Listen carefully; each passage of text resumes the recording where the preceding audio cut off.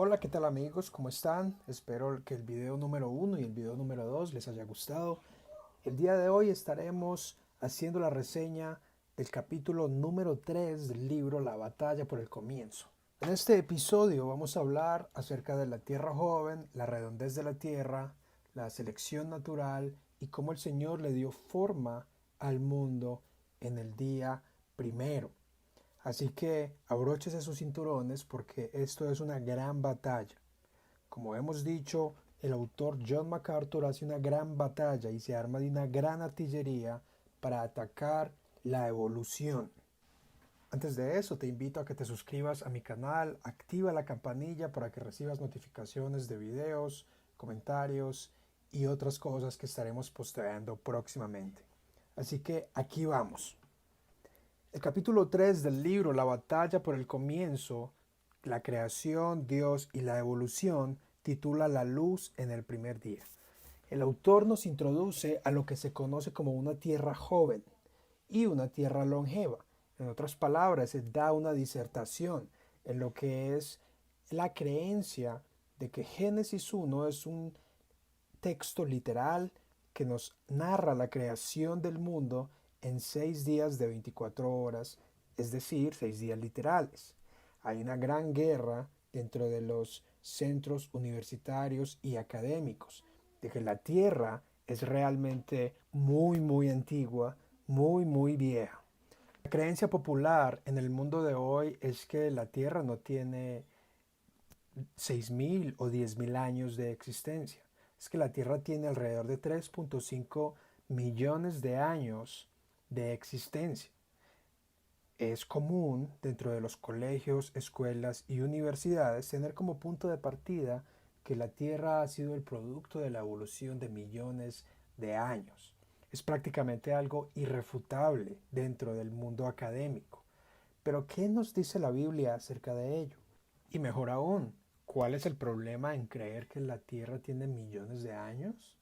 ¿Cuál es el problema y cuál es el conflicto en que sean días literales o días metafóricos?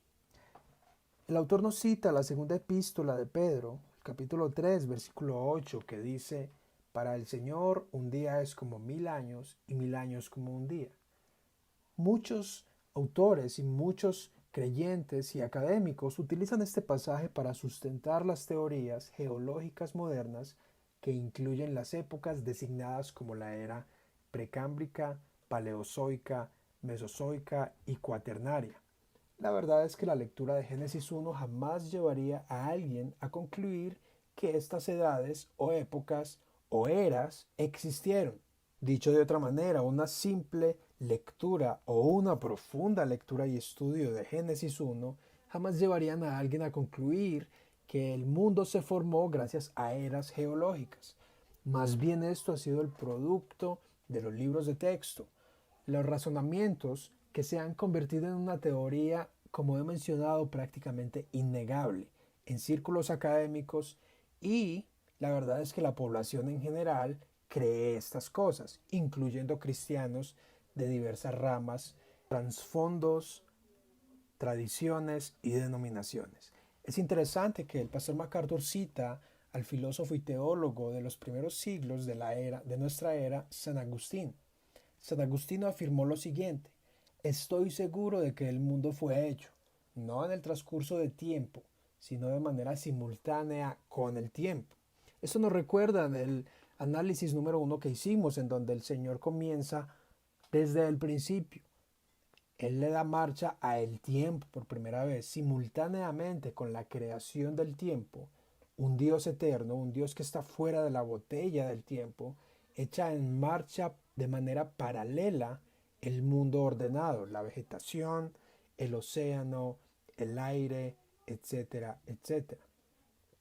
Así que el fruto de años de educación dominada por un secularismo ha llevado a que los creyentes más celosos por las doctrinas y la tradición tengan un híbrido de creencia respecto al origen del universo, el mundo y el hombre.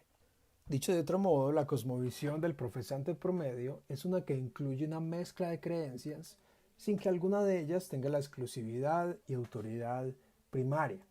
Es difícil negar que la primera figura de autoridad en términos de los orígenes no es la Biblia, cuyo autor es Dios, es la ciencia. El capítulo 1 de Génesis se ha convertido en un capítulo increíble para los lectores, el cual es poco predicado, menos enseñado y si es analizado se toma como una fábula fantástica con semejanzas a las mitologías del mundo. Es interesante a veces ver creyentes que se autodenominan reformados históricos y que junto a la confesión bautista de fe de 1689, la cual reza que las Sagradas Escrituras constituyen la única regla suficiente, segura e infalible de todo conocimiento, fe y obediencia a salvadores, realmente el capítulo 1 de Génesis no constituye la máxima regla, ni es suficiente en materias del origen, más bien lo es la ciencia. De esta manera, la batalla por el comienzo, de la cual MacArthur nos presenta, es una batalla contra una dicotomía, o mejor, una mezcla entre lo que es la materia de fe y la razón. El capítulo 3 entonces instruye al lector sobre la popular teoría del salto también. Esto es súper interesante, porque esta teoría del salto, la cual fue promovida o introducida al mundo cristiano o al lector bíblico, fue por la Biblia de Scofield. La Biblia de Scofield tiene sus comentarios, los cuales han llevado a la superstición de que dentro del versículo 1 y el versículo 2 del capítulo 1 de Génesis sucedieron millones o quizás miles de años. De hecho, algunos predicadores han afirmado que en este periodo de tiempo hubo una raza de seres humanos, o mejor dicho, hubo otra población en el mundo, otras naciones que Dios destruyó y por lo tanto la tierra ya estaba caótica. Por supuesto que esta teoría del salto contradice una lectura literal del libro de Génesis. Esta teoría cuestiona que el Sol ha sido creado en el día cuarto como lo afirma Génesis 1.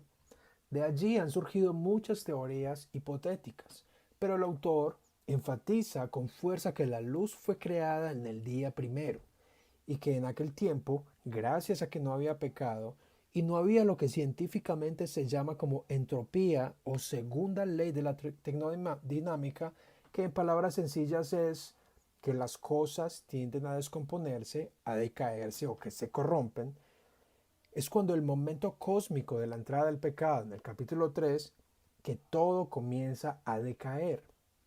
El cuerpo, las plantas, el suelo y la vida misma.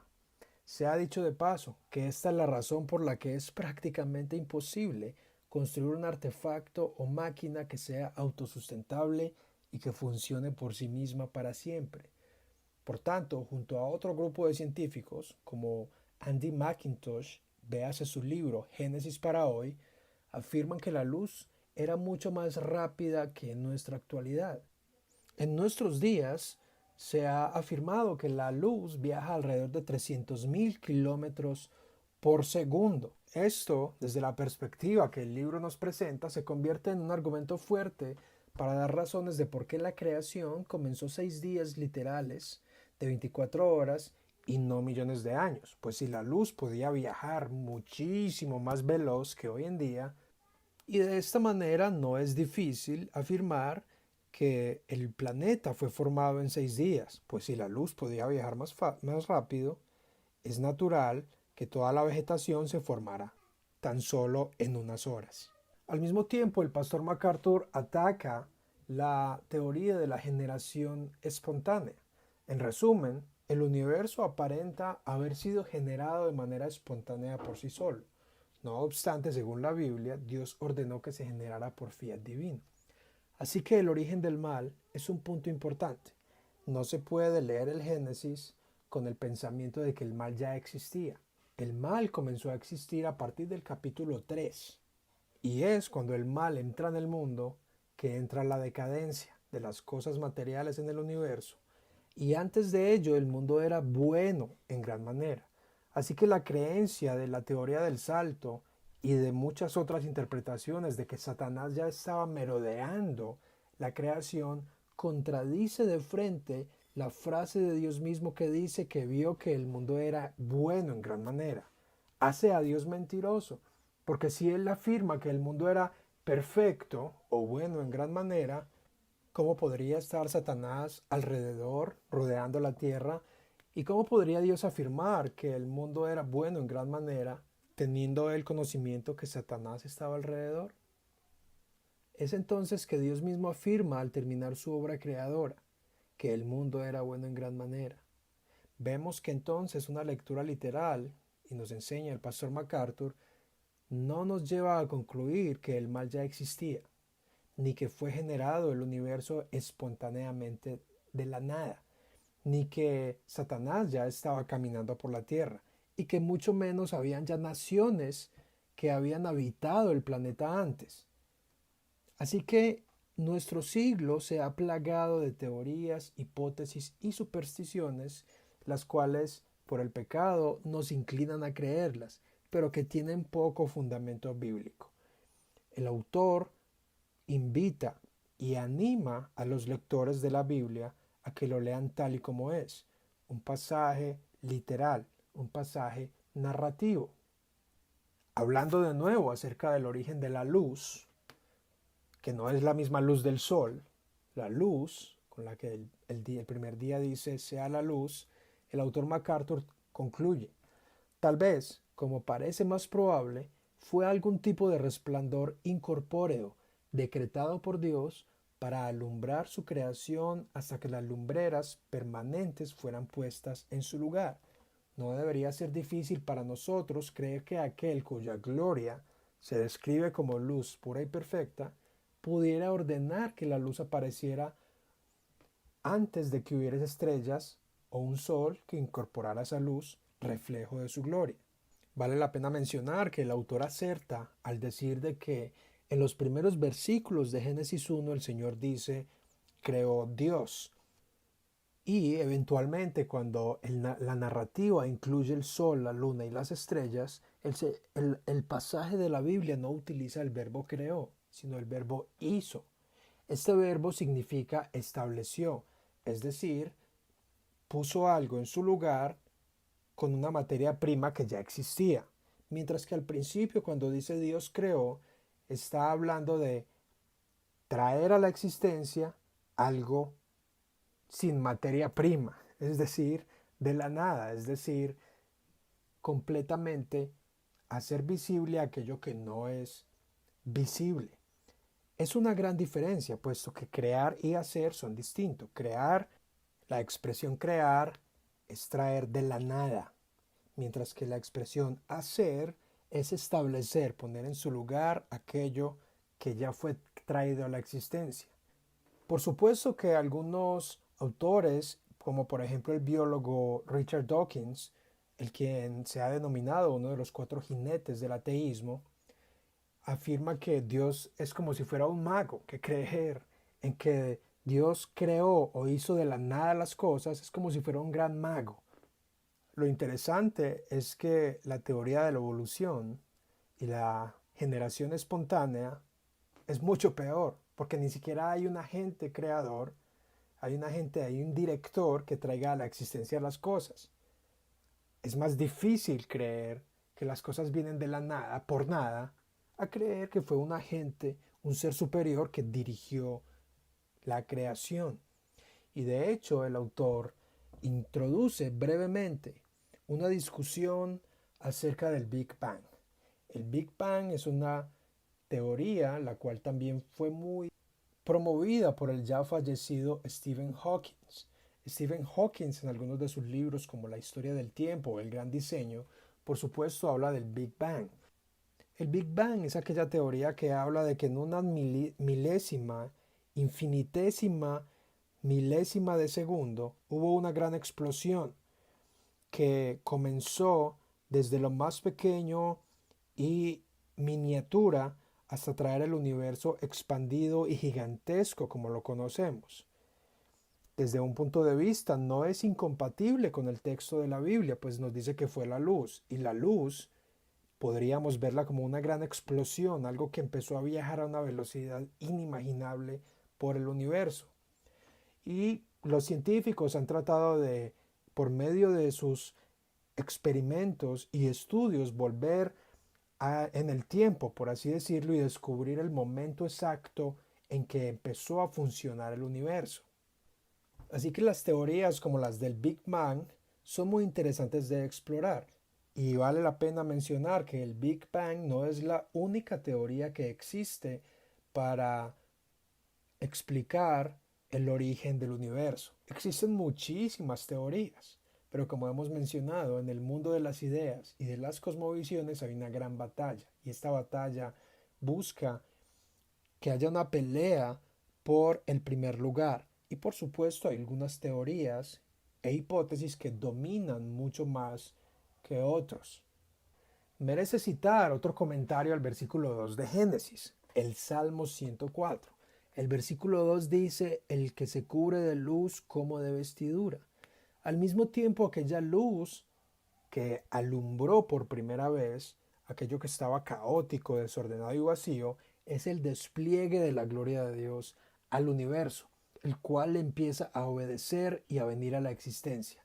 Mejor dicho, cuando Él dice sea la luz, eso es sinónimo de revelarse a sí mismo. Es la primera vez en que Dios se da a conocer, habitando desde la eternidad, por voluntad propia y libre, decide dar a conocerse en la creación, decide dar a conocer su trascendencia y su inmanencia en este mundo, es decir, darnos a saber que Él está más allá de este mundo material, pero que a la vez está en Él dominándolo, y así echar en marcha su plan de redención, el cual planeó desde antes de la fundación del mundo.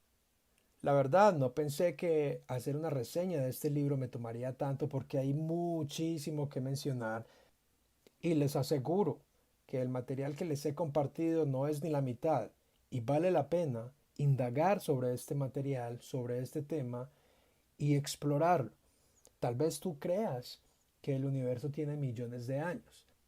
A lo mejor estés convencido de que la teoría de la evolución o la generación espontánea no es incompatible o no se contradice junto con la Biblia, pero yo te invitaría a echarle un vistazo a este punto de vista y cuestionarías cosas tremendas que tienen implicaciones para la vida cristiana, la vida en sociedad, nuestra vida como individuos y como familia. El pastor MacArthur afirma, y en caso de que a alguien se le ocurra que esta frase, es decir, y fue la tarde y la mañana un día, represente un proceso evolutivo prolongado, establece de forma inequívoca que en realidad se trató de un día. Concluye. Así que no hay duda de que MacArthur hace un gran esfuerzo por defender lo literal del pasaje. Para él, las consecuencias de creer lo contrario generan una confusión, contradicción y menoscaban las escrituras como la máxima autoridad en la vida del creyente. Por si fuera poco, esto acarrea consecuencias, como lo he mencionado, éticas y desastrosamente morales para la vida cristiana y para la vida en sociedad en general. Bien, parece ser que se nos agota el tiempo y en el próximo video estaremos hablando, como les prometí, acerca de la redondez de la Tierra y la selección natural. Bendiciones, espero que sean edificados, que sean inspirados a indagar más sobre el tema y que sean constructivamente fortalecidos en fe.